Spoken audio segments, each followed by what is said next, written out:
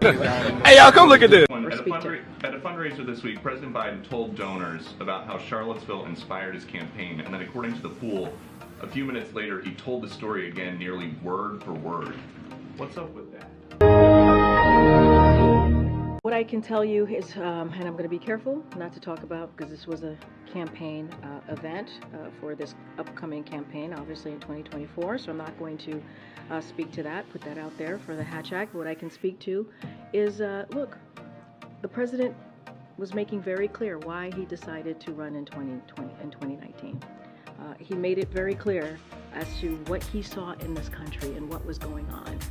And he got 81 million votes, a historic amount of votes from Americans across the country who believed that this was a president who can help protect our democracy, get our economy back on track, and could be a leader and the adult in the room. And what is that word? And so that's what you saw. I'm not going to speak to comments that were made during a campaign event, but I can certainly speak to why the president is president today and why he decided to take on this job. And it is important for him to continue to deliver for the American people, and that's what he's going to do. Go ahead, Nancy.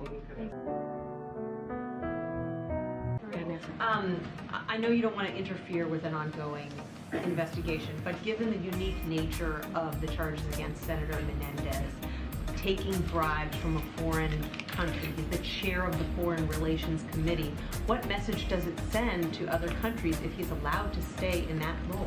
Here we go. So I believe from some of your reporting, I think there's discussions happening about his next steps, the senator's next steps, so I leave it to the leadership of the Senate and certainly leave that to the senator's office. I have to be really careful because it is indeed an ongoing matter, and so I cannot comment on this, but as far as his leadership role in the Senate, that is something for Senate leadership to speak to. Doesn't exist.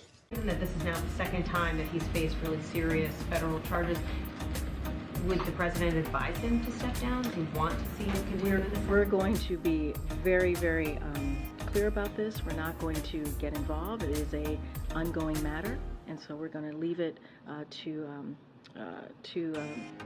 the prosecutors to move forward with however they see fit, but we're not going to comment. Nobody cares.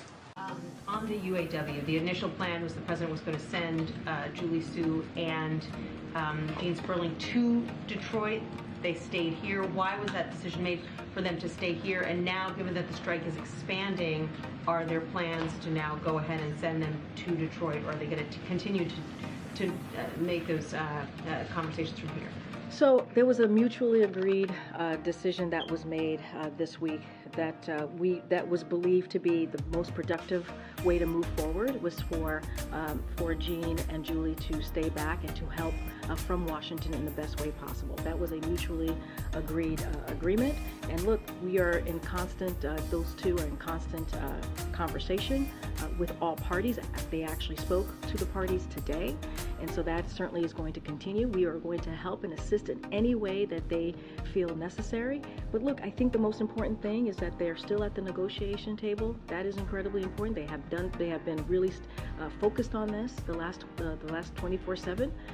And so I think that's important. The president has always said he's a union guy. He appreciates being called that by unions and labor leaders out there.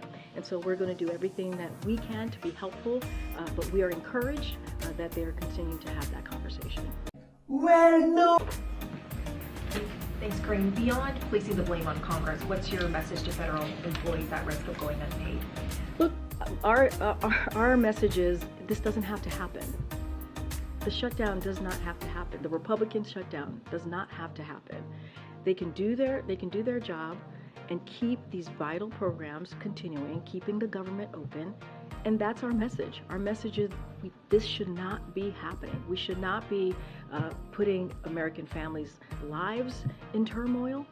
We should not be putting even their lives at risk, potentially, because of what this could mean for the different programs that these families and Americans need. And so all they have to do is do their job. And what they're doing is putting forth incredibly extreme partisan policies forward, and and saying, hey, we have to get this done, in order to keep a deal that they made back in May. Now, answer me. And so this should not be happening. It should not be happening. And so, look, we're going to continue to be very clear. What we're saying to them privately is what we're saying to all of you publicly, is that they need to do their job. Do you know when federal workers would miss their first paycheck? So I don't have the specifics on any of that. The OMB director and OMB more broadly certainly is working on plans of what this could potentially look like if there is a shutdown, talking to the different agencies. So that is certainly in progress right now. Just don't have any specifics on payments or what that would look like. Announcement today on the gun violence Office for Prevention of Gun Violence. That has been something advocates have been pushing for years. Why do you think it took so long? Look, here's the thing. As you know, there was the bipartisan piece of legislation that the president was signed, and it was the first major piece of legislation on gun violence that was able to move forward in 30 years. The president did 24 executive actions because he took this seriously. He called the gun violence in this country an epidemic.